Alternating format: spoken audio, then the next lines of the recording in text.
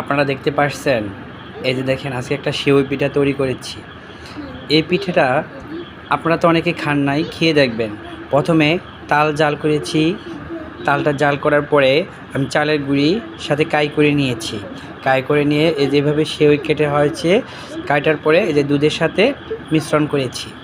দেখছেন, এটা হলো তালের সেওই পিঠা। আপনারা এইভাবে খেয়ে দেখবেন, খুব ভালো লাগবে। আপনারা তালটাকে অনেকক্ষণ জাল করবেন, হালকা লবণ দিয়ে জাল করার পর যেভাবে আমরা চালের গুঁড়ি অ্যাডজাস্ট করি, মানে কাই করে নেই, সেইভাবে আপনারা তালের সাথে চালের গুঁড়িটাকে কাই করে নেবেন। ভালো করে কাই করে তারপরে বেলুনের সাথে সেওই কাটবেন। তারপরে দুধ গরম করে চিনি সাথে দিয়ে গরম করার পর তারপরেও সেওইগুলি দিয়ে দিবেন। তারপরে আপনারা পরিবেশন করে দেখতে পারবেন তালের সেওই পিঠা। খাইলে আপনারা বুঝতে পারবেন অসাধারণ একটা টেস্ট লাগে, যা লোভনীয়। তারপরে আমাকে কমেন্টে বলেন যে অসাধারণ হয়েছে। আপনারা খেয়ে দেখতে পারেন। শুভরাত্রি।